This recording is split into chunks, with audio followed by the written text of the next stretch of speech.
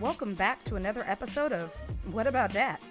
My name's Adair, and with the help of my friend Jim, we'll be going over Wynonna Earp, episode 204, She Ain't Right. So sit back, relax, and ask yourself, hey, what about that? So Jim, this episode was amazing. I loved it. I loved everything about it. There's just so much. Girl, what about it? This is a great episode. I concur. Episode 4. Did you have the title? Did you get it's? Oh yeah, She Ain't Right. It's called episode 4. She Ain't Right. I think that is probably appropriate. All the titles have been extremely appropriate. Oh man, just like okay, I know how you feel about the slow-mo, but It really isn't a thing. I freaking loved it. This dark ass Waverly, just like slow-mo sleepwalking, or Gooverly I should say. It was super creepy. We all saw, like, during the trailer for season 2, that shot go by, and now to see what the context of it, it was just actually really good. I liked kind of how it was so, and not just the actual, like, good choice for the music, that was awesome, but kind of the scene that came after that was really quite, intense in a sad way, because we find out later in the episode, Waverly's been fighting this thing the whole time, without either knowing it, or maybe she does know it, who knows, internally she's fighting it. But it was that moment where she's like holding the knife in the jacket, and then she just kind of starts crying. I was like, wait, what? Like, it's almost like Waverly was back, and she was exhausted. You can see how tired she was of fighting, having this internal struggle. I think one of the things this show does really well. Oh my gosh, Smoosh is on the freaking oven. Oh my god. The cat is on the oven, you guys. Just I have a cat named Smoosh, and it just jumped on the oven. It freaked me out. Sorry. Okay, so sorry.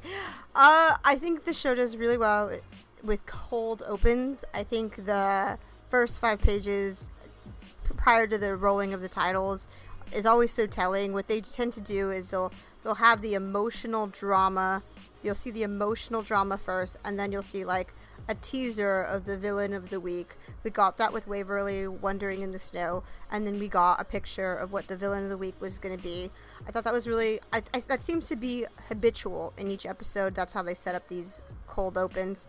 The other thing I thought was really telling, and maybe something of a foreshadow, was when you have Waverly walking in the snow, and she's not wearing any jackets, and it's like, we all know it's Canada, it's shot in Canada, it's freezing, right? And then Wynonna runs out there with Waverly's jacket, and that jacket kind of stays throughout the whole show. It's kind of important, and she puts it over Waverly's shoulders, and Waverly kind of comes to, and then they have an exchange of dialogue, and then she's like, now you're the one not wearing a jacket. And I thought that was like really a great line for Waverly to notice, because it kind of mirrors what happens at the end of the episode. It's like, it's a transference. Where Wynonna's been covered the whole time, and now, Waverly's vulnerable and without a jacket, and Wynonna's been covered, and then once you see Wynonna protecting Waverly, then Wynonna's now open for harm, and even that line, she goes, well, now you're the one freezing out in the cold. That was the line I thought, I thought it really bookended really the end of the episode very well. Oh yeah, and there was something that I really thought was great too, with the whole, they really do, man, their cold opens really are great.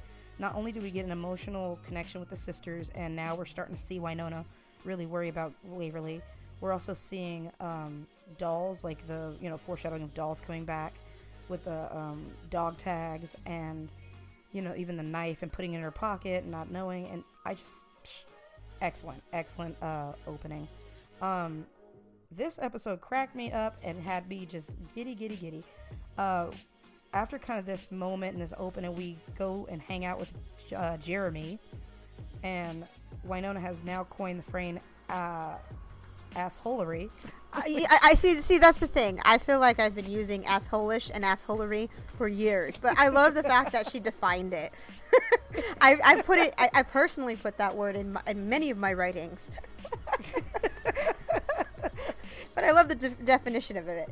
Well, because it's kind of up there with the douchebaggery, but at the same time, assholishness, man. Assholery. Assholishness. That is a whole thing, you know, like anything that is I love the way she defined it. That was a fabulous piece of dialogue. Just cracked me up, and I'm really liking how they kind of set up Waverly's path for this by, you know, Agent Lakato going, oh, we have this case, and, you know, undercover, and she's just taking whatever she can get, and we find out, you know, it's because she was lying about the mission, you know, and she's been blackballed by this group. Now, that kind of also shows a lot of foreshadowing within the dynamic of the episodes in the next season. It's like, is she going to end up being on their team? Is she going to be part of the Scooby gang, if you will? Because she's blackballed. She's, you know, trying to get back to good graces, but now she has to deal with the people she tried to screw over. You know, she has to work with dolls, and she has to deal with this again. So I think that's going to be kind of an interesting villain who's not really a villain. I have a feeling she is in need of them, but just not yet. You know what I'm saying? I like her sarcasm. I think that all the roster spots on Team Scooby are pretty filled for the season, but I can see what you're saying, and actually you're an amazing TV predictor, so I'm not going to hold any of that out, because you know what? You were the one who last week were like, Jeremy and Rosarito, I wanted Rosarita? I'm still struggling. Oh my god, Rosita. Sorry. Rosita. Jeremy and Rosita, you were like, I ship it. And then this week, they totally went for that. But the thing is, now with that, I was also wrong, because I also, in my head, was like, they're either going to make Jeremy get together with the hot girl, or he's going to end up being gay. And I do believe they alluded to that in this episode, which made me also giddy. They alluded to that with the man crush he had on Doc. When he first saw Doc, he really had, liked Doc. The Doc kind of man crush, they made it seem like it was just a hetero guy. But then when Jeremy says in that scene, you know, you are a very beautiful woman, and you are a woman. Mm-hmm. so yeah, you're pretty, but you're a woman. So I was like, oh, he must be a gay, which cracks me up. But we'll get to that, you know, back to that in a minute. But man, I love this kind of headquartersy thing they have going on with Wynonna, Agent LaDuca, and Jeremy. You know, just kind of getting all the new people together, if you will. Well, she's really filling in the role of Dolls now. She's kind of like the handler. You know what I mean? Gotta get the troops ready. The secret agent handler. And that was the role that Wynonna herself was reluctant to fill. And without Dolls in that position, she's been kind of sending them out on jobs. Yeah, I agree. And you know, I actually really like also that she is forced to trust Jeremy. We've all, as soon as we saw Jeremy, we knew you can trust him because he's too nerdy to not trust. But like, it's actually kind of interesting to see her kind of force herself to actually have to treat him okay, because he's now kind of like a little brother who nobody asked for. You know what I'm saying? And so that kind of cracks me up. I don't know, just that whole dynamic. The Wynonna Jeremy dynamic, she's so reluctant to have him. I do think he's going to betray her trust to some extent. I think he's going to earn it, and I think he's going to betray it. That's just down the line, but I feel like I kind of get, I don't know, I personally don't fully trust Jeremy yet. I kind of feel like he's going to be, you know, he might end up doing something because he's in a hard space. They've already mentioned backstory that I have a feeling is going to come out, maybe not in this season. And if we get a third season, it'll probably come out there, where he says Dolls saved his mother, you know, and even though it was a jokey joke, like, he saved my mother, and he taught me how to do a chin-up, you know, I think that's going to be more important, you know, and I think that'll be interesting as well to see with his connection with Dolls once he comes back, because I knew there was some kind of past connection going on. That's why he was so willing in the second episode to help, you know, Waverly's, you know, save Dolls. But moving forward, because you know what, they made this very seamless. Everybody was in one building at the same time. They had Nicole there as well, working in the office. And I really, really liked this moment. I'm so glad they're not keeping it going with the animosity between Wynonna and Nicole. I mean, Nicole had no animosity, but Wynonna really did. So you liked the closure between them. I really did, and I liked how simple it was, and how Wynonna's not good at apologizing. So when she's like talking about her gluten-free pizza, or gluten pizza or whatever, she was like, "Yeah, sorry," and she's like, "Oh, don't worry, it doesn't taste that bad." She's like, "No, I mean, I'm finally seeing what you're seeing." And that even though it was a small sentence, it had so much wrapped up in, like, "I'm sorry I said what I said to you. I'm sorry I gave you attitude." It was all the sorries just in one sentence, and I like that. So yeah, they had a little bit of a fight last week. I liked the closure as well. I thought that was a really strong scene. I thought it lays the path towards that continued friendship that we might see in the coming episodes. They are now both in that scene suspicious of Waverly, and that was the first time where Nicole brings up her concern, and Wynonna, she validates those concerns, and so, like, they're on the same team. They both know something's up with Waverly. Nicole's like, she's cold, she's not the person she was, I'm very concerned, I don't want to betray her trust. And we see Wynonna, like, without last week's bullshit, just kind of agree, and she, yeah, I felt like I liked the natural exchange as well. I thought that was really, it's really fluid, it's very comfortable. It's great to see the girls back on the same side. I thought it was great. I thought that was all the Nicole we were getting this episode as well. You talked about it, about last week being kind of heavy Nicole, this week just touching on it a little bit, but moving forward. That was one of the predictions you made. And when I saw that scene, and then I realized that that was all I was getting, I was like, there's another ism where you're spot on. Well, yeah, and next week's going to be also just more rounded because Wynonna is the villain. It's going to be all hands on deck, plus there needs to be a makeup between Way Hot, so there's going to be a lot more of that because Nicole needs to check on her girlfriend, and Waverly will, I'm sure, now tell her what was going on because it's out of her and she's able to fully, and I think there's going to be a little bit of reassurance, but that's just something I think is going to happen in the next episode. But this next scene that they have going on, the Bada Bing, this jazz club thing, we see the villain of the week snatching people's hands off for this briefcase, okay? Yeah. So... okay. Can I just speak to this real quick? All the demons, what the hell? The villain of the week, that whole scene, I just thought, like, okay, he rolls in with the briefcase, there's the secretary, they have a little bit of an extra exchange. I was thinking of her as being like SAG extra, right? And then he goes in there and they take the hand, and that right there is what I mean by a little bit more production value, because that I've seen a Halloween hand look better than that hand. Like, it was just like, oh yeah, no, it that looks was ridiculous. so fake. And sometimes a show, it was like Buffy 2.0. Not even, it was Buffy original makeup and fake blood Buffy. I think they need more. I think they need to put all of their money into, just like channel it all into the gross effects. Work on the blood budget. I can't even really blame the show. No, I can't even blame the show because, like, things like that are not even a Wynonna trademark. It's a Sci-Fi Channel trademark.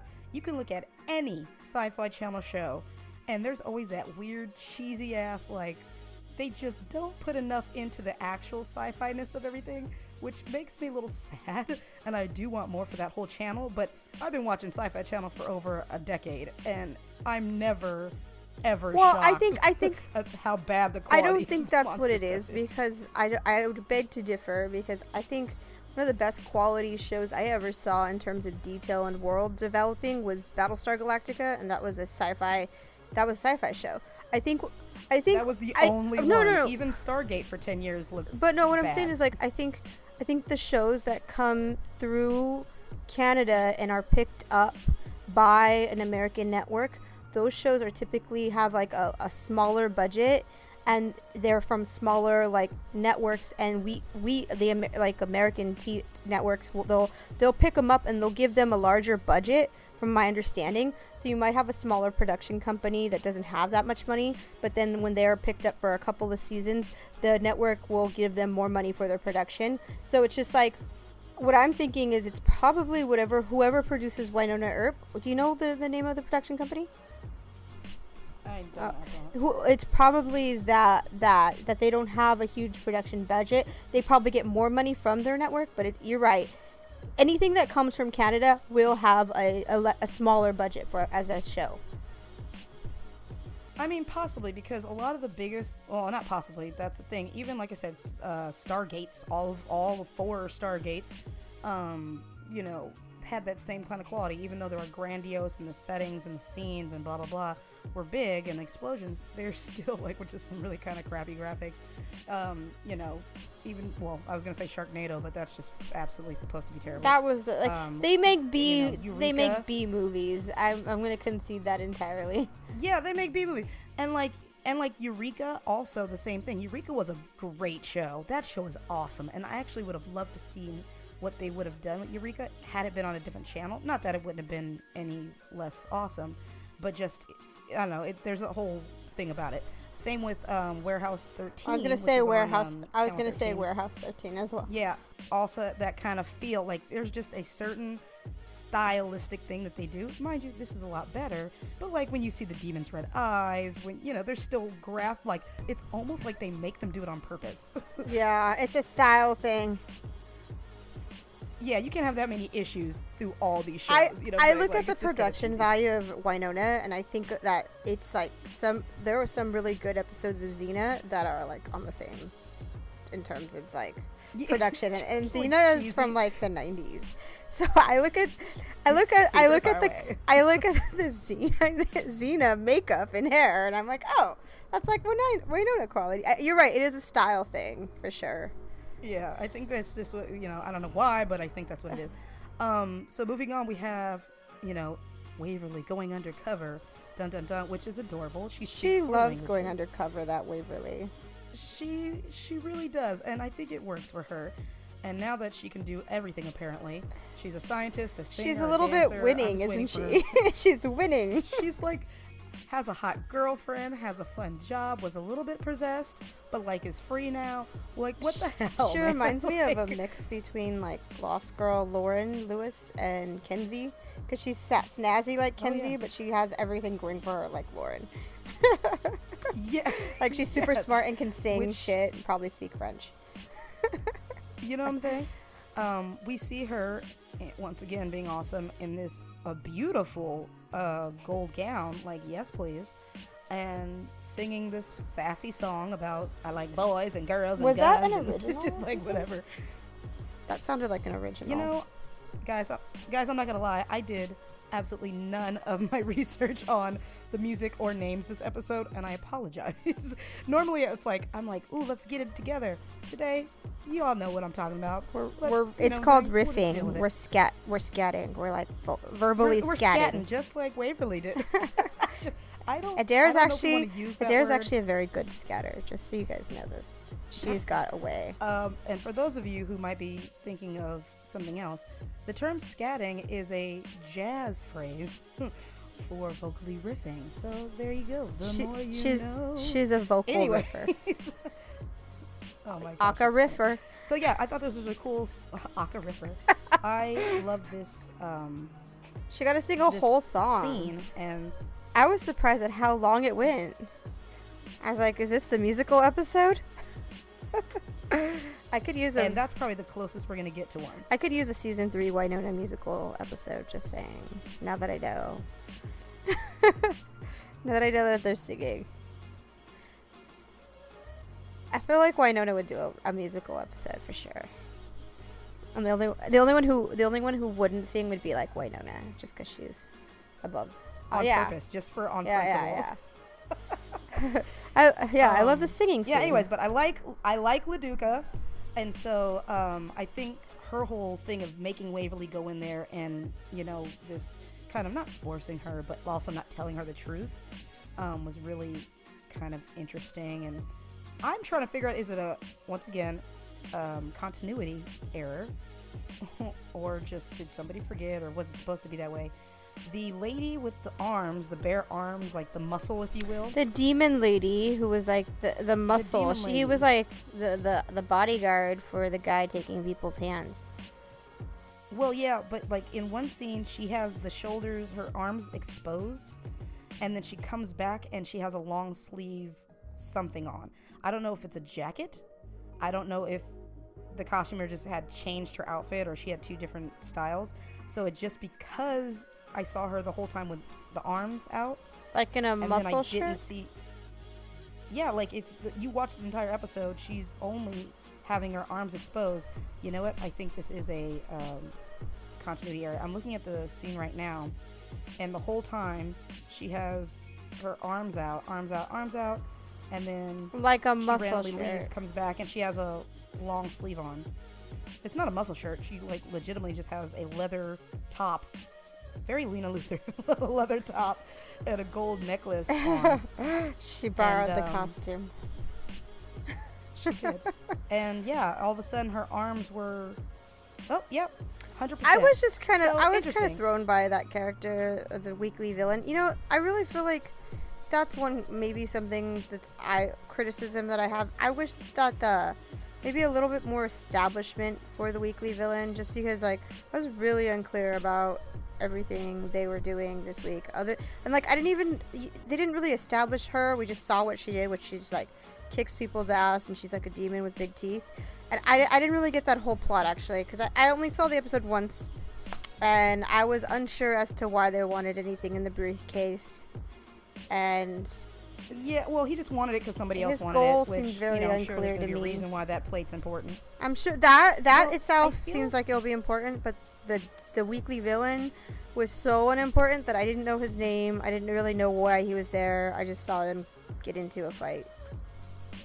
That was it. And I honestly think with the show, like I said, the positives of it having individual storylines and being intertwined, but also the fact that the weekly villain is becoming so backseat that it almost feels like we have to find a new way to integrate it. Because like I kind of want the weekly villain to kind of be a problem. You know, Bobo, when he was on the show, was the weekly villain plus a sidekick who kind of did some stuff, but we'd always go back to Bobo. Yeah, the demon, whoever was, yeah. One main demon who is, kind of sending off his minions to do things. I mean, yes, the goo doesn't help, but the goo's not running other demons. That's that culty thing that Tucker's all about. So it's like, I almost feel like there's too many conflicts going on at one time. I feel like the weekly demon is so unimportant. You know what I mean? Like, just really unimportant. So it's kind of wasting a distraction. Well, I think it's kind of a vehicle for tying everybody else's storylines up, which, it is what it is. It's propelling the storyline, but it's not developed enough that it's really capturing my interest enough. Like, I really don't care about the weekly demon. Just saying. Yeah. So going back to the kind of beginning of this scene, once again, Waverly singing her face off, being sassy and trying to do her best spying. And when she's in the hallway and is kind of finally found out, that was a really interesting moment, because the whole time I was watching this episode, I was like, come on, Gooverly, come out and kick everybody's ass. Like, I was hoping that was going to be the reveal, but it never was. And then to get to that point where she hears the gunshot and she's like, oh shit, tacos are tasty, which, madam, you're freshly out of the closet. I think that's a hilarious code word for her or a code phrase to be using. Tacos are tasty, tacos are tasty. It's like, okay, we get it, you're gay. But I liked how it instantly cut back to Dolls, Jeremy, Rosita, and Doc. I thought that was super important. Doc and Dolls and that whole sciencey biz. Let's get into that, because that was a lot of this episode, I feel like that it jump cut back to from that very dramatic scene of Waverly being discovered, jumping back to Doc discovering dolls. I feel like the whole dolls.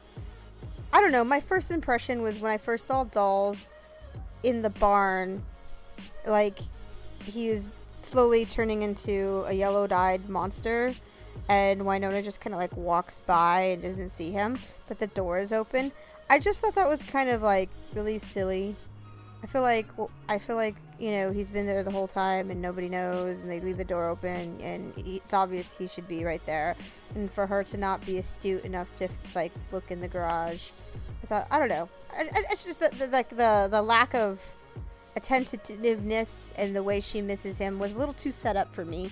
And then Doc discovering dolls, his whole transformation into the lizard thing, his in and out of it. Wynonna brings dolls to the bar, and dolls is kind of a mess, and they're looking for the cure there. They're trying to come up with the cure. I felt like that was all dramatic, but once again, dolls is just not my favorite character. I wasn't as interested in what he was doing. I actually really liked some of the stuff he had going on this episode, on the sole fact that I really liked when she does find him in the barn, but I kind of, as an actor, just thought that they had probably the most fun doing that scene because he absolutely looked ridiculous, in his predatory dance. And I thought that too. I'm sure there was just between them tons of laughter. There had to have been. I'm liking the fact that Wynonna is starting to use the gun to make sure that there's demons inside of people. She keeps pointing the gun and people think, oh, she's going to shoot him. No, she's now kind of using it as a guide of like, is there something evil in you? Oh, the gun lit up. Shit. How bad is it? Is it just a bad guy or is it a demon bad guy? Like, you know what I'm saying? I like the fact that... Go ahead. I was going to ask you, does it feel too full? Does it feel like there's too many protagonists so far? With the incorporation of really? Dolls being back, on the super team, now that he's back, do you feel like it's like full, the roster's full? We talked about this.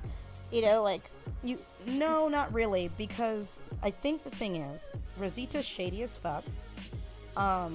Doc and Dolls will go back to being friends, but also still mutually enemies. Jeremy is going to be on his own ridiculousness.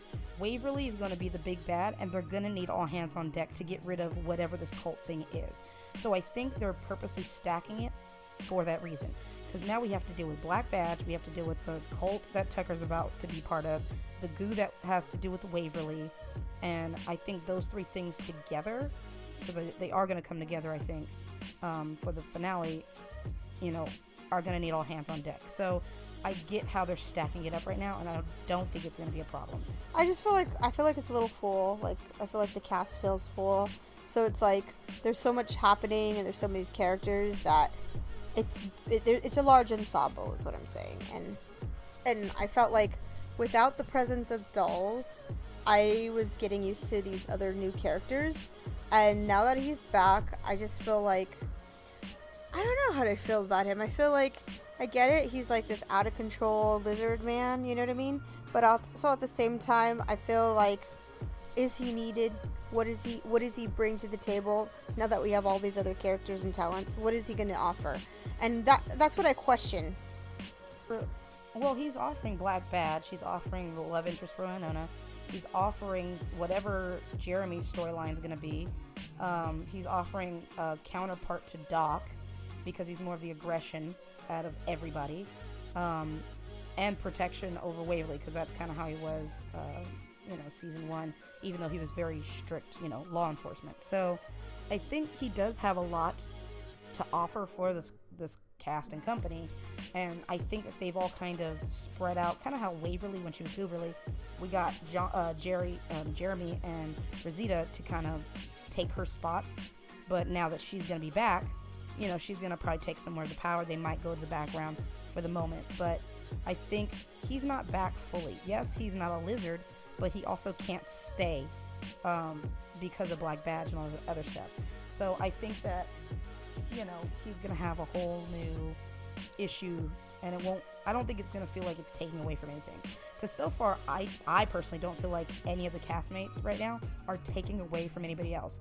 Everybody's still super circular and involved and very... I didn't mean it like he was going to take anybody Wynonna away. That's not the... I guess I just meant like, well, maybe take away screen time, maybe scenes that I kind of want to see more of, like, you know what I mean? But I don't think necessarily like overshadowing other characters. I was just thinking like, when you have a lot of characters and you only have maybe 10 episodes, so the world is really big and you have to tell a tight story. So you could have a huge ensemble if you had like 23 episodes, but because it's such a large ensemble and you have 10 episodes, it might be like you're not getting, because of the storyline, you're not getting more closure, tighter story. That's what I mean. I get what you mean. Not like taking over someone's spot. And so I was just like questioning, is it necessary for him to come back? And like, I love the chemistry between him and Wynonna.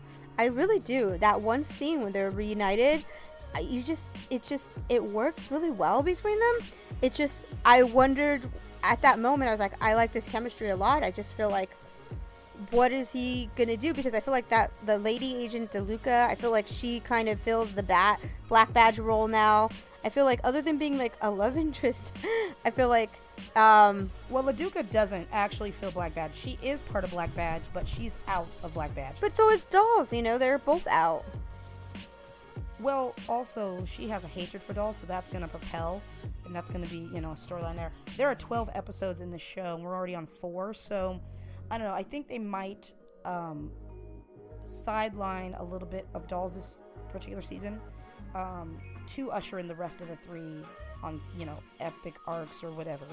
And also, once we find out if Waverly really is an Earp or not, that's going to have a lot to play, and Wynonna will need support. And I think, yes, she'll have Dolls, but I also think, she'll also have Doc, but I think Rosita and Doc are also going to get closer, and that's going to be something. So I think, we're going to need Dolls around because he's going to end up being, the main guy for Wynonna possibly. Now, going back to this episode of Doc Holliday, and he got his hat back, ladies and gentlemen. I said while I was live tweeting, we have hands coming back, we have hats coming back, we have relationships, we have dolls coming back, So it kind of was an episode of things coming back, which I think is kind of nice. Waverly coming back to the realm of the living kind of thing, and it's gonna be a lot of things coming back, but the one main thing that's not coming back is Wynonna at the moment. So I thought it's kind of fascinating how that worked out in this episode. I like that. That's a great point. Really like that. I like Dolls. I like Doc. I love Doc in this. He was, what's interesting about Doc in this episode? He fought for Waverly when he finally got the text, but he was kind of mad about the whole hand issue. Because she's like, I swear her hand was gone. And he's like, what was it? Like, he had kind of just like his attitude. And I was like, whoa there, Doc. Calm down. Did you not see the bandage full of blood? What, did she just have her hand wrapped up for funsies? That was funny. Yeah. I thought, like, I don't usually, like, look at this actor like that, but I thought he was really sexy when he, like, had his, like, jacket off and he was wearing a muscle top, and it was just, like, this greasy hair and muscles, and he was working in the lab. I was like, ooh, this is good looking. Yeah, Tim Rosen. I did not mind that. Fairly attractive. And when I mean fairly, he's real attractive. Like, I wasn't paying attention to him till then. Well, as he said in episode 1, darling, I'm everybody's type. And I'm like, you right. Like, I get it. Like, I'm not mad about it. And they're using a lot of blue on Doc, which is really, going well with his blue eyes and stuff like that. So it's like, okay, he's getting all steely and sexy. Getting on to Rosita, I don't know what her deal is, and I don't know why she was kind of like teasing Dolls with the cure, but like not. I didn't get that at all either. That was just weird. Honestly, first time where I didn't know what was happening. I was like, I don't get her. See, I didn't get you didn't get that. I didn't get the briefcase thing. I was like, I didn't get, why are these people after a briefcase? I didn't get that at all. But, Exactly. I thought it was not a cheat throwaway, but I think it was like let's give a bad guy who's really only a bad guy because they don't even know what they have, and it's going to be something stupid. I'm sure it's not stupid. I'm sure it's going to have to do with something. There's like a curse in that plate or some shit. There's an ancestor in the plate. Spell that's, there's some kind of helpful tool in the plate. But yeah, I didn't get what she was doing. Once again, I think Shamar, is it Shamar? Or is that, ooh, I forget his name. No, I think Shamar's in Jimmy Olsen. My bad. Either way, Dolls, I really thought he had a great time in this episode pretending to seizure and be a hot mess. I love the fact that his whole dragon thing, when he comes up from the bar and everybody's run back to Shorty's, and you know, all of a sudden the demon, he gets stabbed in this whole building, but he comes back. He's like, surprise, motherfucker. Like, he's still back. We're like, what? Why? Where'd you go? We thought we killed you. Okay. Really, I think it was just great that he came back on the sole fact that we wanted to see a barbecue. That's really all that was happening. But, like, I mean, it was a lot of fire coming out of Dell's mouth, but then the guy wasn't that burnt. Did you notice that? He just didn't look as burnt. He looked burnt, but not that burnt. It looked like it hurt. Thank you, sci-fi graphics. Yeah. Yeah, it was a sci-fi and I love the graphic. line, what'd you say, cool jalapeno sauce, or cool with a side of jalapenos or something. I didn't really like Rosarita. I didn't like when she spoke like the one line of Spanish, and then Wynonna threw it back at her. I just thought that was kind of stereotyping Hispanic people. Yes. And tropey well, as fuck. No, you know what it was? I think that her saying the line, Rosita saying the line, okay, fine, because her name's Rosita. We do need to kind of acknowledge she's her ethnicity, I guess. But Perry, the Asian guy, didn't speak Chinese last week. True, but I think the reason why I didn't like it is because of kind of Wynonna's reply. Like, not that it was racist, but it was super racist. Like, I was just like, oh, Wynonna could have, I don't know. Either you know what I was waiting for? Like, okay, Chica, calm down. Something like that. You know, it would have been more of a quip, but like to mock her in that regard kind of felt off. I was just like, I just thought, like, you know what it is? Her character didn't speak Spanish when we were introduced to her. So 3 episodes in with her having this one piece of dialogue that has Spanish in it, felt like that wasn't incorporated in her original conception. So I was like, I thought it was out of place. I didn't even think, you know, like, yeah, we get it. She's a Hispanic woman on TV, but she doesn't need to be a stereotype. And that kind of bothered me. Yeah. No, I totally get it. Like, that whole, I don't know, we could have done without that moment. But yeah, I don't know, we just did it. I was like, meh. All right, now, let's wrap this up and get to the end of this episode, because honestly, okay, that was some bullshit. Oh, no, you know what I missed? I missed Tucker and Nicole. You know, Tucker and the sisters, their skin got snatched. And now these kind of cloudy demons are gonna use Tucker as a guinea pig, and we'll give you anything you want. And he says, I want a girl. Why would he? I just thought that was so silly. It's like, he's already surrounded by overbearing women he can hardly stand, and he wants another one. Like his sisters, no, he doesn't want another one. He wants Waverly, and that is a setup for Nicole and him. Nicole's going to be the one to take him out. Very much like she took Champ out when, you know, he started being an asshole. Tucker's going to be destroyed by Nicole. Like, that is a thing. I'm like, I'm gonna be surprised if anybody else kills him. You know, it'd be cool. Besides Nicole. It'd be cool to see Nicole cross into some gray lines while she's doing that. Like, it'd be really cool to see her do something morally compromise her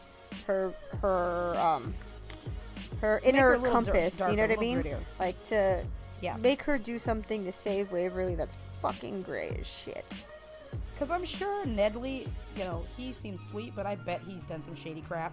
You know, he just don't talk about it, you know what I'm saying? So this might be a lesson, but I think that's going to happen. And to break that, you know, her worldview of, you know, right and wrong, that heroic white knightness about her, break her down a little bit. Exactly. So I thought that was kind of nice at the end. And then the very end, when Wynonna, after all is said and done, tries to talk to Waverly about the gooverliness, and she's like, I'll always be here, let's try to figure this out. and we have the most cringe-worthy thing I've ever seen in my life. You know what? I was like, no, bull. My favorite scene in the whole 4 episodes that I watched. But here's why. I was like, oh my god, no. It wasn't that. I just loved the fucking plot twist. I loved it. It was like, just when you think you're gonna zig, you zag. And I like the way they introduced it. I mean, a little, sisterly making out? Yeah. Incestuous. Sisters. Incestuous. I was like, you could have even gone further with that kiss. She's gooberly. I won't judge. But, no, you know what it was? I think, it's just actresses, because in real life they look feel like sisters, they so really sure did not want to kiss. That was real uncomfortable. It was the most awkward, because we've watched freaking Dominique and Kate make out on this show so much as Way Hot, and like obviously it's passionate and they're like comfortable. This literally looked like 2 siblings having to kiss each other. Right, and make it sexy. It was like terrible, but awesome. Well, poor Dominique had to try to make it sexy, and I think Mel or Wynonna, her expression, I felt like was just genuinely what she would have done. Where she's just like wide-eyed, look at her like, what the fuck? It's like the writers are like, like that one random fan ship that people are like, really? The Waverly Wynonna fan ship. I don't even know what you'd call that. Oh. But it's like the writers like, we know you don't want to see it, but we're gonna write it anyways. The writers go, you want the gays? Here's the gays. Here it is. Like, don't look away. Keep your eyes on it. Don't look away. I think it's becoming. We didn't want that. But you know what? Now that I've seen it, I'm with it. I like it's happened. I accept it. Oh man, that also had to be the worst. You know what's funny? Melanie was live tweeting with the show, and I just love her tweet.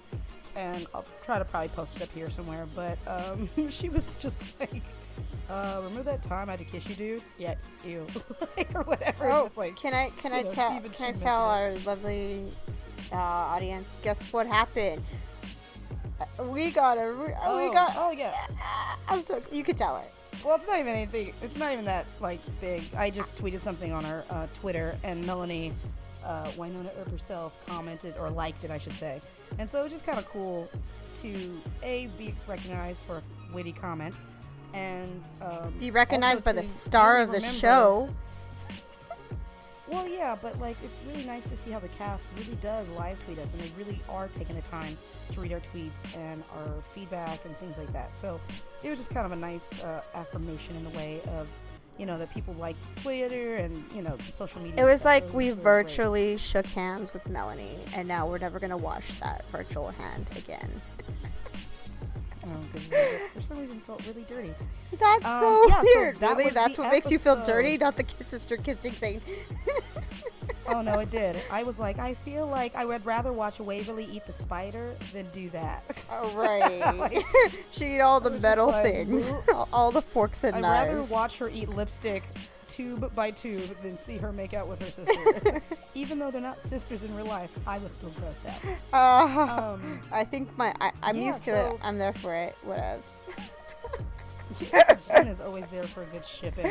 I don't know how I feel about it, but yeah, I'll read your fan fiction. So that was the episode. It was awesome. Can I just say how awesome Wynonna looks with the black gooey eyes? That was she looks like a total badass. I'm not gonna lie, she was actually even hotter, and I was like, ooh, what's happening? Oh, my emotions. I was like, dang it. I'm so conflicted. Like literally every Waverly. woman this season Wynonna has had interaction with has been a little bit gay. Even her own sister. This show, guys, is just a little bit gay. Right. I was there for it when remember Eliza 4 episodes ago? Rachel Scarsden was there. I hope she's not dead. Yeah. I'm hoping for it. It almost feels like almost every female on here either has a crush on Wynonna or like some kind of. It's just a lot of. It's called Lady Swag. Lady Swag. She's just, she's got the peacemaker. I know. Now she's just a badass. Well, I love that twist. That was a great plot twist. It was fabulous. It was. So, guys, hit us up on Twitter. Let's talk about it. Make sure that you hit us up. Our handle is whatabout_dat. And next Friday, I'm going to, be live tweeting on there again. So really check us out. It'll be fun. I love chatting with everybody and like cracking up and sharing like silly, quotes that they've said during the show. And it was just a lot of fun this time. And I hope that you guys can all join us for that. And Jen, anything else? Yes, be sure to put us in your ears. We're now available on iTunes. Did you say that? Yeah. Okay. That's it. Yeah. Happy 4th really of July. Happy Canada Day. Both of them. Exactly. And make sure to also leave a review and a comment on iTunes if you want, if you liked it there. Also, just thumbs up, guys. Let's have a discussion. I really enjoy talking with you guys and cracking up about so many things. So, see you guys later. Like Jen said, have a safe holiday, everybody. Bye.